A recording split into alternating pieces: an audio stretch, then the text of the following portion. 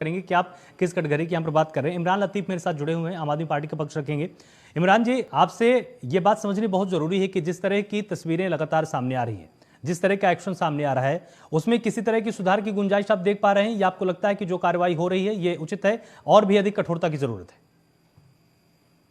देखिए आलोक जी, निश्चित रूप से किसी सभ्य समाज के लिए कहीं पर भी दंगा बलवा या हिंसा के लिए कोई स्थान नहीं है। और न ही कोई भी धर्म, चाहे वो हिंदू धर्म हो, चाहे वो मुस्लिम धर्म हो, चाहे और कितने धर्म है, वो कोई भी धर्म हिंसा करना नहीं सिखाता है।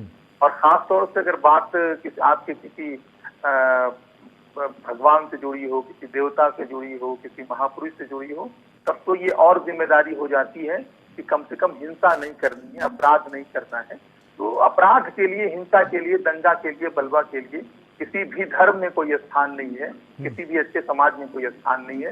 निश्चित रूप से अगर कहीं दंगे हो रहे हैं, बलवे हो रहे हैं, अपराध हो रहा है, हिंसा हो रहा है, तो उसके खिलाफ कठोर कार्रवाई होनी चाहिए, उसको रोकने की कोशिशें होनी चाहिए और इस तरह के उदाहरण स्थापित किए जाने चाहिए कि भविष्य में इस तरह की कार्रवाइयां ना हो।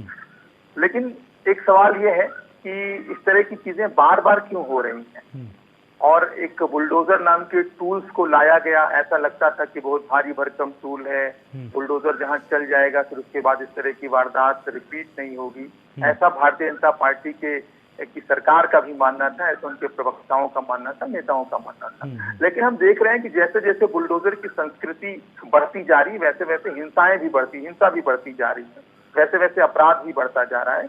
रोज आप देख रहे हैं कि आप अखबार उठाकर देखिए, टेलीविजन उठाकर देखिए, तो उत्तर प्रदेश के कोने कोने से पहले सिर्फ हत्या की खबरें आती थी, अपहरण की खबरें आती थी, हिंसा की खबरें आती थी, बलात्कार की खबरें आती थी, छेड़खानी की खबरें आती थी, लेकिन अब उसमें दंगों की खबरें भी जुड़ गई।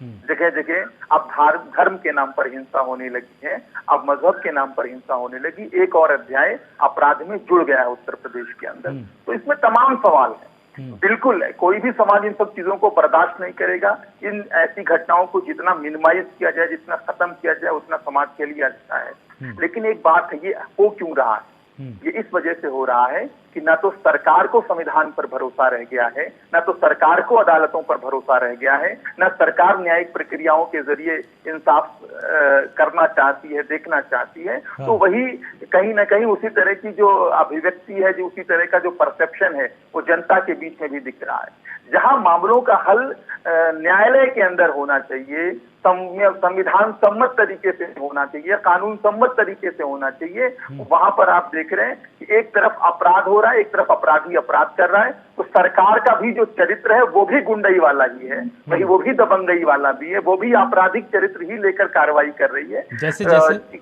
न्यायालय से दूरी बनाकर देखिए, संविधान का बीच में कहाँ कोई रोल है? कहाँ संविधान इन्वॉल्व हो रहा है? कहाँ अदालतें इन्वॉल्व हो पा रही, कहाँ हमारे न्यायालय इन्वॉल्व हो पा रहे हैं सारे मामलों में?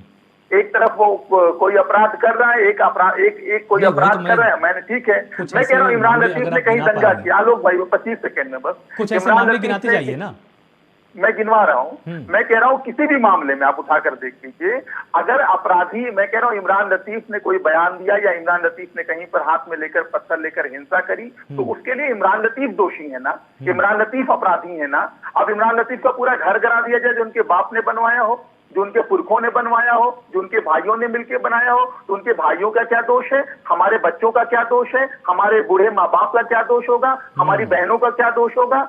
अगर हमारे घर में हमारे बूढ़े ग्रैंडफादर ग्रैंडमदर्स रहते हो तो उनका क्या दोष होगा, जिन्होंने मेहनत मशक्कत से अपना घर बनाया हो? तो कुल मिलाकर संविधान सम्मत तरीके से कार्रवाई होनी चाहिए, कानून सम्मत तरीके से कार्रवाई होनी चाहिए। संविधान इतना मजबूत है देश का, कानून इतना मजबूत है देश का, अदालतें इतनी मजबूत है देश की, जो न्याय दे सकती हैं, इंसाफ दे सकती हैं, कठोर से कठोरतम कार्रवाई कर सकती हैं, कठोर से कठोरतम सजा दे सकती हैं। पुलिस को आपने न्यायालय बना दिया है, सरकार जज के रूप में बैठी है, ये ठीक नहीं है। जब तक आप इस तरह से कार्रवाई करेंगे, निश्चित रूप से सवाल उठेगा, क्योंकि भारतीय जनता पार्टी का पुराना चरित्र रहा है एक समुदाय विशेष के खिलाफ राजनीति करना।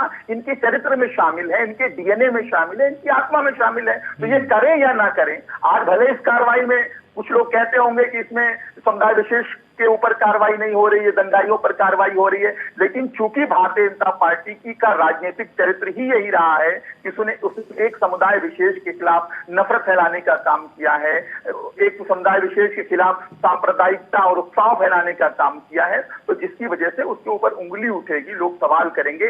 बेहतर ये होता कार्रवाई यही होती या इससे भी कठोर होती, लेकिन वो न्यायालयों के जरिए होती, वो अदालत के जरिए होती, वो संविधान के जरिए होती, वो कानून के जरिए होती। तो एक तरफ अपराध अरे रूप से न्यायालय भी ने ही तो और रिमांड में दूसरी भेजा तरफ भैया। जुडिशरी के ऊपर इमरान जी न्यायालय ने ही तो रिमांड दी है, कोई और बाहर से आया क्या रिमांड देने के लिए? बुलडोजर न्यायालय ने भेजा है। जो बुलडोजर चलाया जा रहा है, बार बार बुलडोजर को लेकर जो वाहवाही की जा रही है, क्या वो न्यायालय ने भेजा है? मैं तो ये जानता हूँ जहां जहां बुलडोजर पे कार्रवाई हुई, कई जगहों पर न्यायालय ने बुलडोजर चलाने से रोकने की हिदायत दी है सरकारों को। तो मैं कह रहा हूँ कि अदालत के ऊपर विश्वास को बढ़ाइए, संविधान के ऊपर विश्वास को बढ़ाइए। बुलडोजर की जहां तक आप बात कर रहे हैं तो तमाम प्राधिकरणों के पास तो होती है इस चीज की शक्ति।